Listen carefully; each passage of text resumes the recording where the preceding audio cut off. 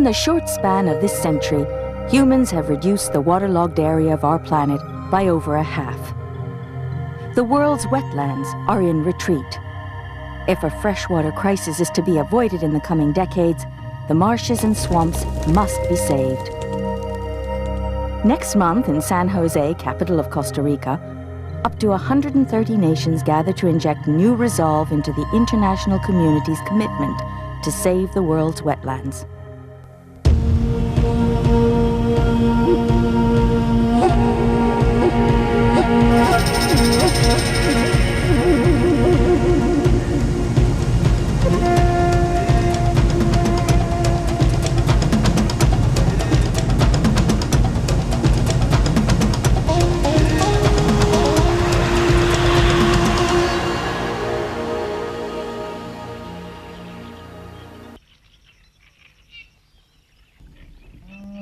Hundreds of millions of years ago, the colonization of the land began in the watery frontier between dry land and sea.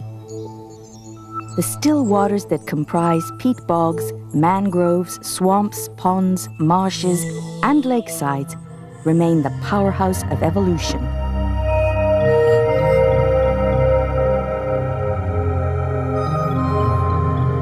Habitat for endangered plants, fish, amphibians, birds, and mammals such as manatees or hippopotami. From the humble village pond to the soggy tundra expanses, from mangrove swamps to ice-bound Arctic bays, wetlands are nature's waterlogged wealth. But they're still being converted to farmland, cities, and harbors, and drained to combat diseases such as malaria or bilharzia. On every continent, wetlands are still in retreat. The rapid decline in the habitat of waterbirds prompted the conservation movement to persuade governments that wetlands needed legal protection. 30 years ago, a convention was agreed.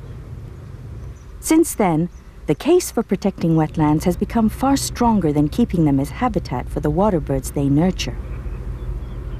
Wetlands have a very vital function in many river systems. Sometimes they have been, just to make the point, called the kidneys of the water system. And so they are not something that you can drain or that you can think away, but it's vital for human water use, as well as, of course, for a great number of species that depend on the wetlands for their lives or for their migratory routes.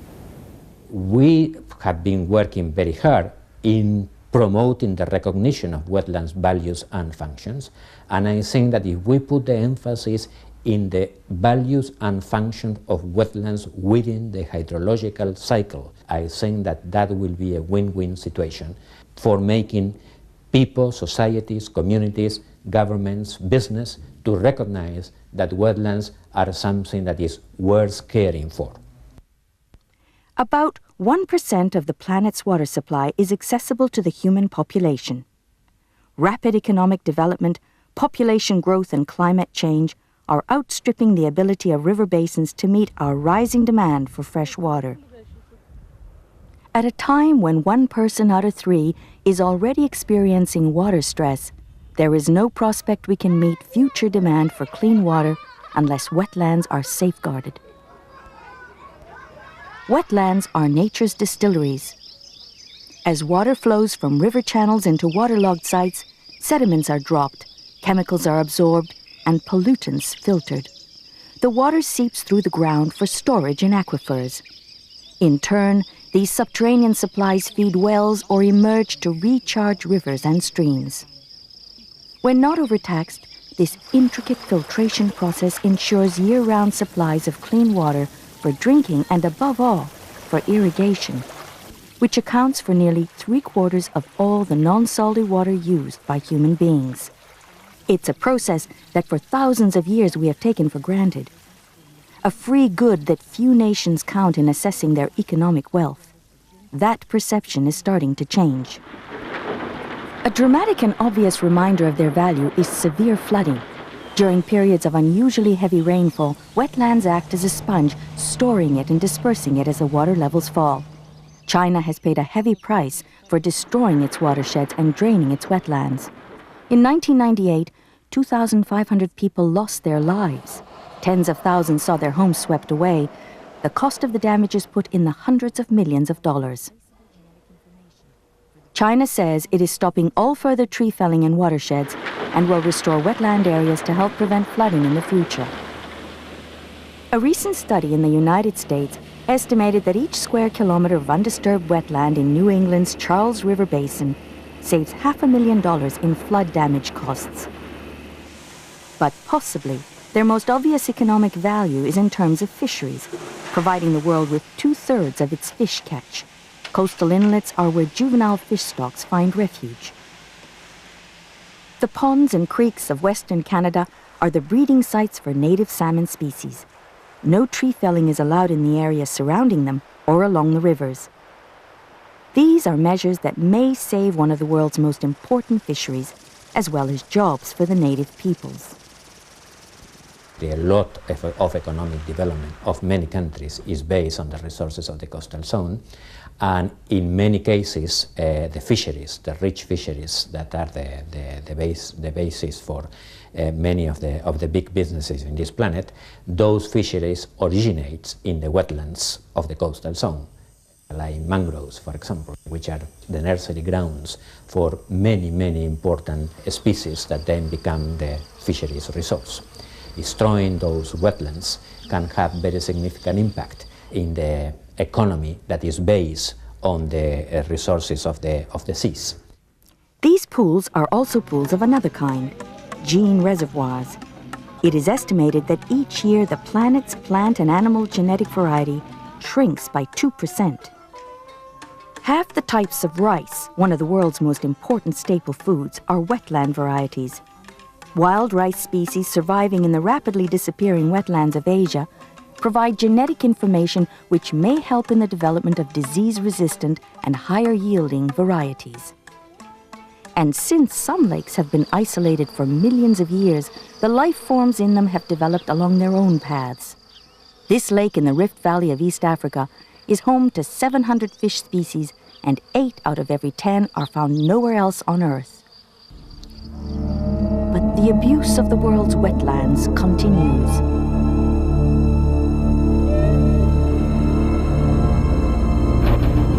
Wetlands are under assault from without and within. Draining continues for agriculture and to provide living space. But the greatest threats originate outside wetland sites. I can't emphasize how serious the situation is in terms of wetland conservation across the globe. All the studies that have been undertaken in recent years have given the same sort of figures, whether it's North America, whether it's New Zealand, whether it's Asian countries, whether it's Europe, whether it's Africa. About half of the wetland resource that was available at the beginning of this century has been lost, has been converted to other uses. For certain types of wetland, the problem is even more severe. If we look perhaps at shallow freshwater meadow systems in the northern Mediterranean area, 97% have gone. Fenlands in northern Europe, similar sort of figure. So really very, very serious situation. Scientists are now saying that putting up the fences, giving these islands of aquatic diversity the protected status of a park or a reserve, is not good enough. Unless the watercourse is feeding them or the underground supplies recharging them are also protected, there is not much point in giving legal protection. All the talk now is based on a broader ecosystem or river basin approach to the management of wetlands. At the Costa Rica meeting to address the crises in the management of the world's wetlands, governments will be urged to give far more emphasis to cross-border cooperation. More than 300 river basins are shared by more than one country. If a country upstream is negligent, the efforts of its neighbor downstream will be compromised. The fact is that water functions, nature functions on river basins. That is the unit in which water catchment operates, and that's where management and decision making has to occur, and rational use and organization of the use of water has to occur. Unfortunately, human boundaries, either on the political boundaries of sovereign states or administrative boundaries of states within a federal larger entity, almost never coincide with these boundaries. And thus these units of decision making have got to learn to work together. Now already over 40% of the world's population lives on shared rivers, shared between 2 or more countries. Now, when you see the huge expansion in population on the planet, the huge expansion in demand for water, then it's likely to be a serious issue unless they learn to work together. In heavily populated and drought-prone parts of the world, such as the Middle East, frictions are already developing over water management. For a decade and more, experts have been predicting that armed conflict could result. In a world experiencing an oil glut, water is already widely seen as the key natural resource issue of the next century. I think water is undoubtedly one of the greatest resources in the world, which is going to be subject of enormous competition between countries. In semi-arid parts of the world, we already see, not only for wetland conservation is water drying up, but obviously for agriculture and other key areas of the economies of these countries. So certainly I would see the future debate on water being perhaps one of the key debates of the future of mankind.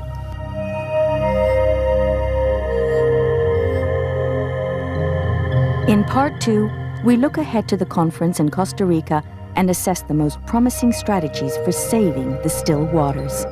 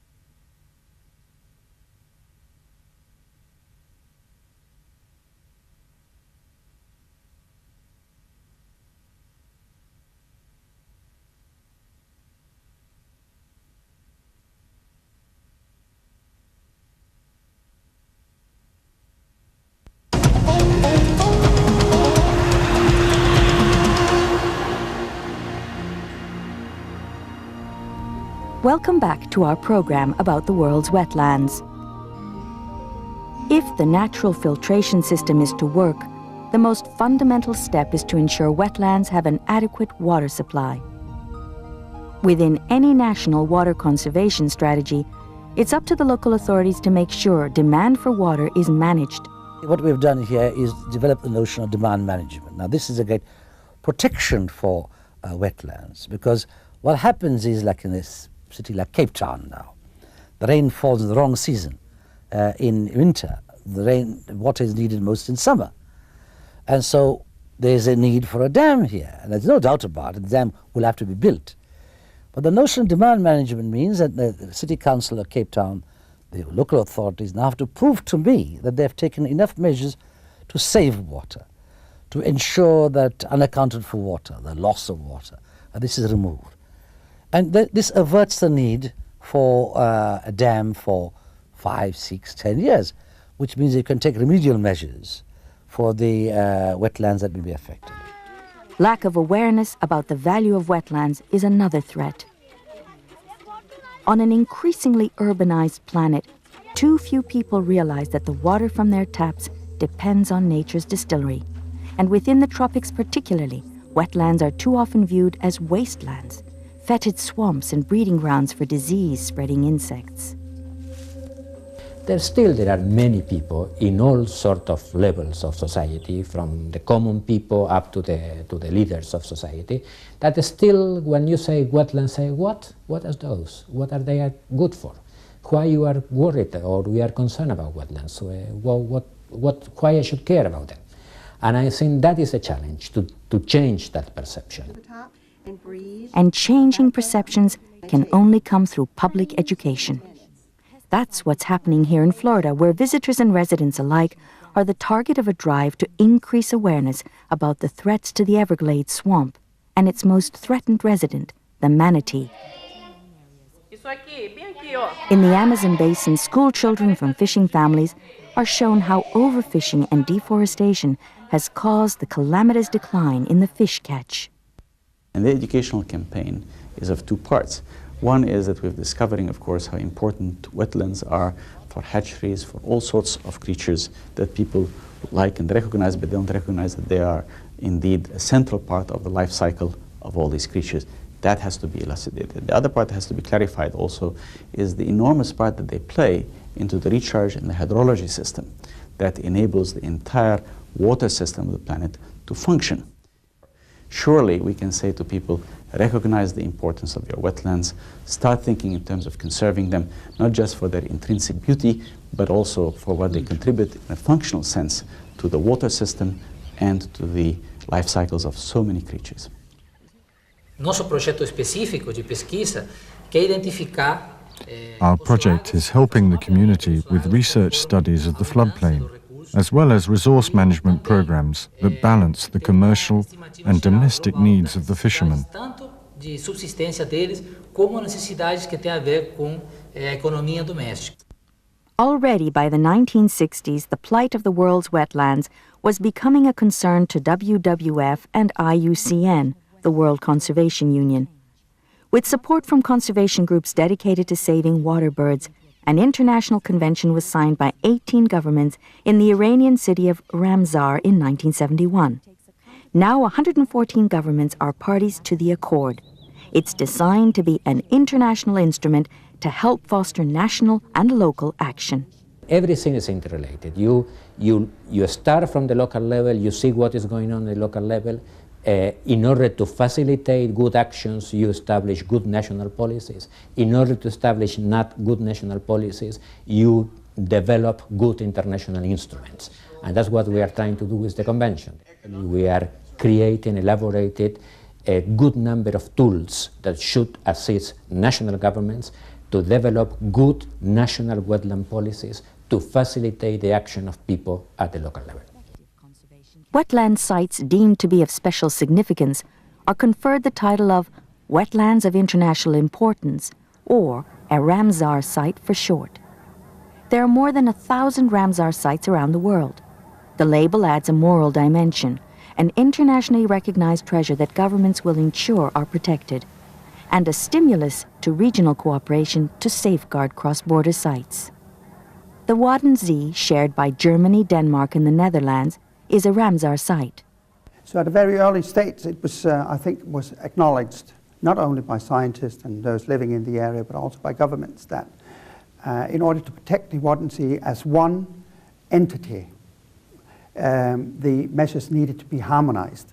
And therefore, if one country would undertake an embankment, it would indeed, in the end, have an impact on the other parts of the Waddenzee. Moreover, the same problem emerged like pollution, and that is certainly not something that can be solved by one country alone. So it was early acknowledged in the 70s and beginning of the 80s that this was a problem that had to be solved in common. Although many in the beginning, 20, 25 years ago, thought, well, this will constrain our possibilities for development. We will not have the same possibilities because all people from outside will decide what we're doing. But since it is a common good, there should also be a common solution to that. In one of the most densely populated parts of Europe, the Waddenzee is a magnet for tourists. The lure is not expensive hotels and leisure facilities. It's a chance to experience a relic of nature that existed before agriculture and industrialization changed the face of Western Europe.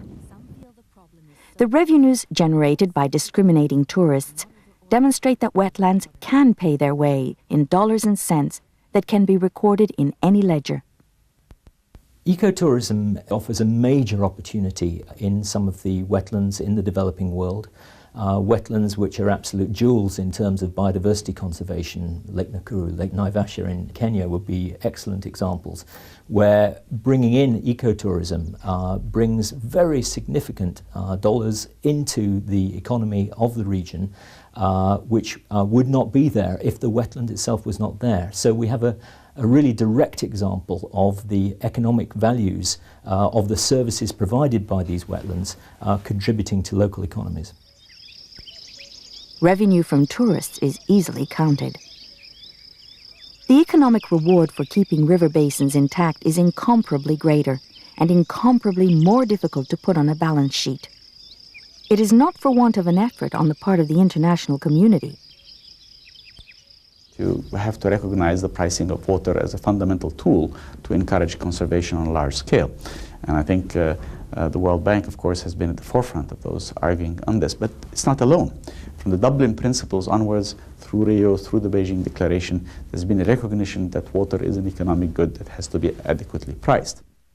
And yet, it is important to remember that scarce as it is in global terms, water is abundant on a global scale, given the needs of all of humanity.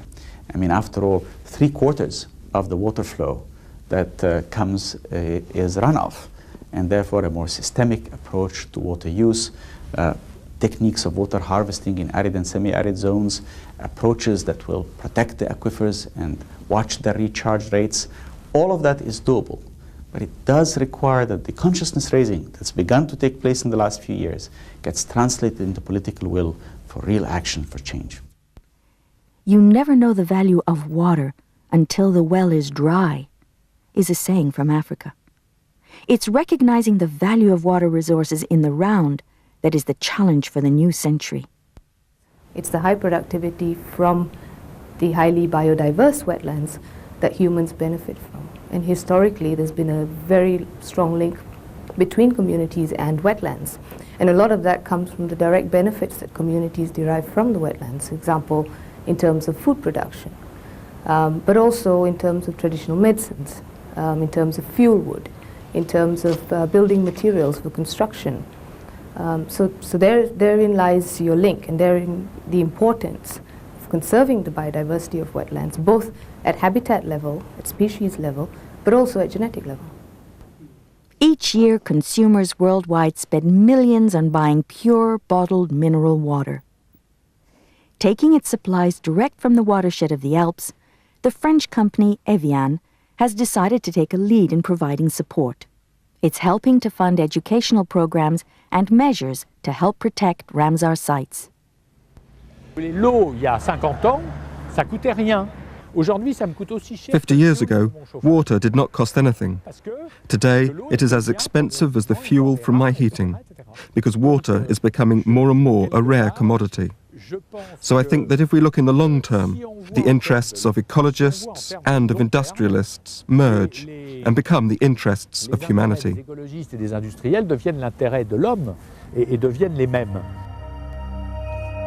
Promoting the wise use of embattled peat bogs, marshes, swamps, ponds, and lakes relies on what the experts call an integrated approach. Across the board, villagers, fishermen, large-scale farmers, the urban dweller, and business must come to see the value of keeping the natural supply of fresh water intact. The natural and economic wealth of nations depends upon it. ignoring the human dimension of wetlands issues is totally wrong, totally unproductive, and will not take us anywhere. The only way to preserve wetlands in a good health for the future generation is I think, to fully accept that we human beings, we are there, and like it or not, we are influencing those resources, those ecosystems, and then the challenge is to find the balance between us and those resources. E hoje a gente pega, ainda mais é difícil. Então, a gente pede que a Deus até que Now we need to take action and respect the agreement. Also to learn to take responsibility for some of the destruction that has already happened. Da destruição que já foi feita. To use this Ramsar site like their own site, not the government site, not the site for foreigners, but the site where people will participate and help everybody to make the site a very good protected area. In Costa Rica next month, the representatives of a majority of the world's governments will have a new opportunity to generate the political will to help save the wetlands for the benefit of all humanity. For Delmar Blasco, it's an opportunity to elevate the conservation of waterlogged areas to its proper place on the international agenda. We have made a lot of progress in some areas, for example, in relation to tropical forests. It's the same kind of awareness raising that we have to do about wetlands, for people to recognize and accept without too much tinkering about it, that those are important habitats that needs to be protected in the good sense of protecting, not in the sense of not touch them, in the sense of using them wisely. The concept of wise use that was inscribed in the text of the Convention in 1971 is still a very valid concept. Wise use, that is the key.